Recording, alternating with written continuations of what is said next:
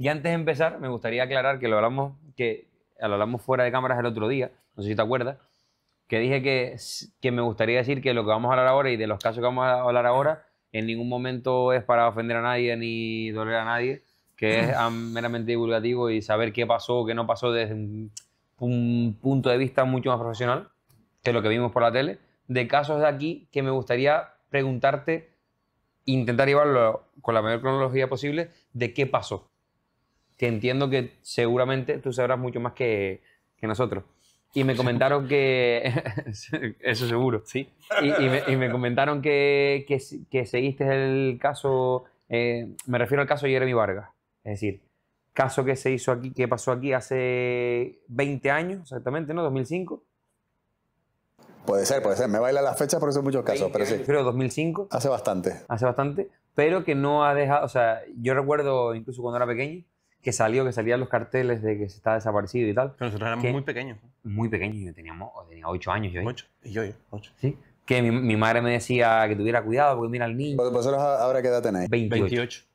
No, no hace tanto, ¿eh? Del 97 juntos. El 2005. Sí, sí. 2005 fue. Qué viejo soy. 2005. Tío, es que yo lo recuerdo tan cercano, tío. ¿Sí? Sí, pues a ver, pero estamos hablando... Yo llevo 25 años ejerciendo. Sigue abierto, ¿no? El caso. Sí, entre comillas, se supone que sí. Bueno, abierto. Depende de lo que definamos como caso abierto. Es un caso no resuelto. Por ahora. 2007. Bueno, sí. Graban un par de años, pero bueno, sí. 2007, imagínate. Bueno, ¿y qué queréis saber de ese caso? A ver, de lo poco que yo sé. ¿Cómo empiezas? ¿Cómo llegas a ese caso? En plan, ¿cómo...? A ver, mi intervención en ese caso fue inicial, ¿vale? Yo luego he hecho un seguimiento y porque al final también... A ver, Canarias es un mundo pequeño y la gente que trabajamos en el mundo policial y forense nos conocemos todos, ¿vale? Entonces yo más o menos he seguido el caso y demás, si bien yo el contacto que tuve fue inicialmente con la familia, además al poco tiempo de ocurrir el caso, ¿ok?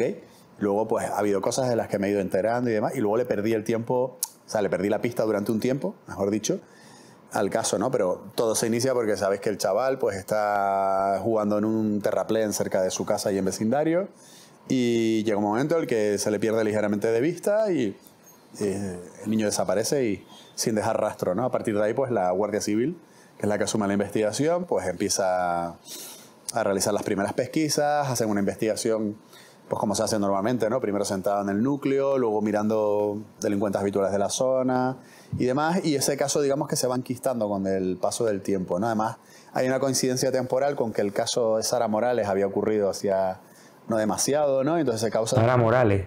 Justo fue... La chica que desaparece cerca del centro comercial La Ballena, en Las Palmas de Gran Canaria, cuando va al cine, que había quedado con un amigo y tal, que tampoco se resuelve, ¿no? Entonces, bueno, ese caso se enquistó durante un tiempo. Yo me reuní en aquella época con la madre y con el novio de la madre en una cafetería en vecindario, me acuerdo, al cabo de... No me acuerdo cuánto tiempo había pasado, no demasiado de la investigación, pero ya había llegado como una especie de medio punto muerto, ¿no? Y estuvimos hablando y tal, y me acuerdo que yo les dije, no sé si me contactaron ellos, los contacté yo y bueno, les ofrecí mi ayuda, ¿no? Lo hemos hecho en muchos casos, ¿no?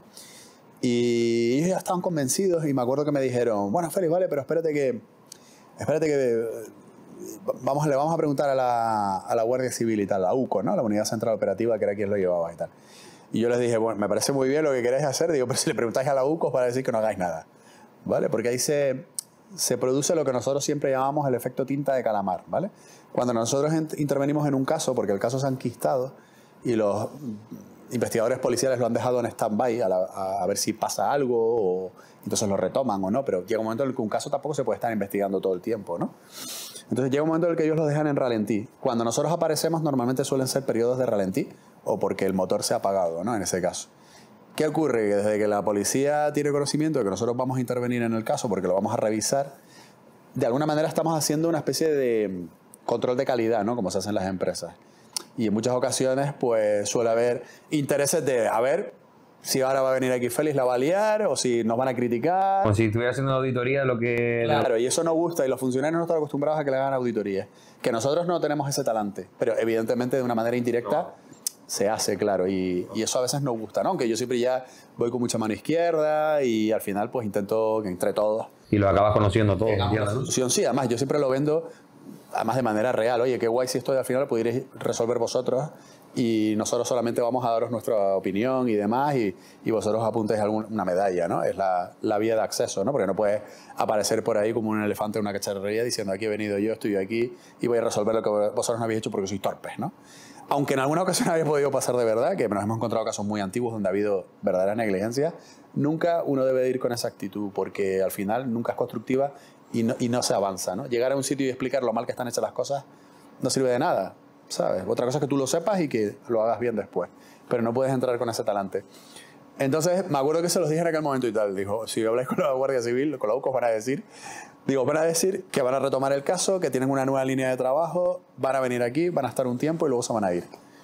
Bueno, ya veremos y tal, ¿vale? Pasó un tiempo y efectivamente pasó exactamente eso, que es lo que casi siempre pasa. Yo también lo entiendo porque normalmente cuando una familia llama a la policía o a un delegado del gobierno y les dice que han contratado o no han contratado, porque en muchas ocasiones estos casos los hacemos gratis, que han recurrido a la ayuda del equipo forense independiente de Félix Ríos o o el otro, al proyecto Prometeo, que es como nos llamamos, o lo que sea, normalmente la gente se pone nerviosa y dice, espérate que esto va a salir en la prensa, ya verás, nos van a criticar, que no hemos hecho nada, que nos hemos estado tocando las narices, y entonces empieza a haber llamadas de teléfono. Delegado del gobierno al subdelegado, el subdelegado de la policía, el comisario y tal, y normalmente siempre aparece en esos días un agente de policía diciendo, bueno, quiero informarles a la familia que tenemos una nueva línea de trabajo. ¿Para qué? Pues para que ellos se queden tranquilos, que no contraten o no trabajen con nadie exterior y ellos puedan de alguna manera lavar su imagen, ¿no? A veces este tipo de historias sí da un resultado positivo y se consigue ese impulso y a veces la policía encuentra cosas, pero en muchas ocasiones suele ser más bien una iniciativa de vamos a callar aquí para que no haya voces críticas que otra cosa, ¿no? Y eso fue lo que pasó en el caso de Jeremy. Luego yo seguí en contacto con la familia, con la madre sobre todo, durante un tiempo. Ya vi un poco el caso detrás de bambolinas, pero también me enteré de muchas cosas porque ya digo, esto es un mundo pequeño, los forenses te llaman y te cuentan, oye Félix, ¿tú sabías algo de este tema y tal? Pues te he contado que se ha encontrado este hueso y lo hemos analizado y esto. Nunca se encontró el cuerpo de Jeremy, ¿no? No. A ver, el caso ahora mismo, digamos que se supone que está en una situación en la que la familia, entiendo que tiene el convencimiento de que el responsable de la desaparición de Jeremy es el Rubio, ¿vale? Que es una persona que ya ha tenido algún tipo de antecedentes y que había estado en la zona donde había desaparecido el niño. De hecho, se le había entrevistado en las primeras diligencias, ¿vale? Entonces se sospecha que como es una persona que tenía ya antecedentes por temas relacionados con pederastía, pues pudiera ser el responsable. El Rubio es un vecino. Bueno, un vecino de la zona vecindario, pero una persona, digamos, muy habituada, digamos, a los bajos fondos, por así decirlo, ¿no? Una vida bastante desordenada. Entonces, digamos que la focalización que tiene ahora mismo un cierto sector en relación a creer que él es el autor es porque se supone que él empieza a cumplir prisión por otro asunto y entonces la UCO pone a un preso de confianza en la misma celda que él, ¿vale? Y para que entablen relación, consiga algo y demás. Entonces llega un momento que este preso de confianza parece ser que lo que dice es que en una ocasión el otro le cuenta que había estado con Jeremy y que en un determinado momento el niño se puso de color, creo que dijo azul, y se asfixió y murió, ¿no? Entonces parece ser que Jeremy, ese dato se supone que no lo conocía mucha gente, se supone, pero tenía una afección respiratoria que en algunas ocasiones podía causar esa sintomatología. Con lo cual la deducción es, pues si se lo ha contado a este señor y le ha contado ese detalle, significa que por lo menos tuvo que estar presente cuando muere Jeremy, ¿no? Y a partir de ahí pues se deshace del cadáver o lo que sea, ¿no? ¿Qué es lo que ocurre? Cuando esta información se la lleva al juez instructor, que además llega a tener un conflicto importante con el jefe de la UCO, el juez instructor lo que viene a decir algo así es como que, claro, un preso de confianza que lo que está es deseando hacer algo bien para que le rebajen la pena, no es un testimonio suficientemente creíble como para que pensar que lo que está contando lo está contando porque lo ha escuchado del Rubio, o es que la policía en algún momento que haya tenido entrevistas con él le ha podido contar ese dato o se ha podido enterar por otro lado y entonces no le da peso suficiente a ese tema y el Rubio realmente no llega a ser, o sea, se le desimputa, digamos, ¿no? No sé si luego eso se recurrió y procesalmente se consiguió algo, pero vamos, básicamente la situación a fecha de hoy es que no sabemos dónde está Jeremy o su cuerpo, ¿no? Estuve mirando del caso de Jeremy, quería informarme y tal y para preguntarte cosas, y vi que hace poco al padre, si no me equivoco, se le presuntamente se le incumbe un delito como que a la hija de su nueva pareja. Al final sí, pero bueno, al final lo que ocurrió... Además hay que tener en cuenta que los padres de Jeremy fueron padres muy jóvenes, ¿vale? Muy jovencísimos. No me acuerdo ni la edad, no sé si eran 15, 16 años o una cosa así, ¿vale?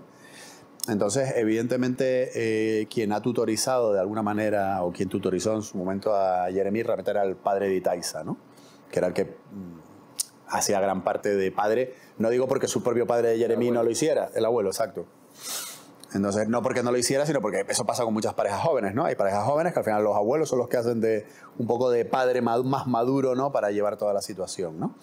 Y luego, en lo que se refiere a él, la verdad que pocos datos he manejado. Es verdad que ha tenido problemas, no ha tenido mucha suerte con las parejas que ha tenido, que creo que ha tenido varias, que sí hijos, que sí denuncias, que sí esto, pero bueno, yo creo que eso es un dato periférico porque yo profundicé un poco del contexto de esa denuncia. No sé si llegué a hablar con algún abogado que había estado en ese tema, creo que sí. Y al final es un tema más de otro tipo de historias que de un tema de pedrastría ni nada por el estilo. Lo que pasa es que se le machacó mucho al... Un montón de cosas en plan de noticias, como esa fue como que se le denuncia. La hija de una pareja que él tenía decía que se había metido en la cama a los tres como para dormir y que él le podía haber hecho un tocamiento, que había notado algo, no sé qué. Y se relacionó eso con... Pero que ya había movidas, había fricciones ya en esa relación. Salió un montón de vídeos, salió un vídeo de la madre, creo, que esa chica dice tú que se llama Itaiza, la madre de Jeremy, ¿no? La madre de Jeremy es Itaiza, sí. Que salía como gritándole a un chico en unos pasillos que decía, tú lo viste la última vez, tú lo viste. Es este chico que nombra... No, eso es al rubio. Eso es al rubio. Que ahora ya es mayor, ese señor. No, el rubio siempre... Ahora subió ya era un tipo... Pero a día de hoy es mayor. Ahora es bastante mayor. Y salía ahí gritando diciendo, pero tú fuiste... Eso es bastante actual. Ese vídeo sí, no, te estoy diciendo en plan, buscando noticias del caso. Sí, lo vi. Ese es el rubio. Eso no tiene nada que ver con el padre de Jeremy. Es el que se le imputa... El de todo esto que cuenta. El que se le puso el preso de confianza, etcétera, etcétera, etcétera.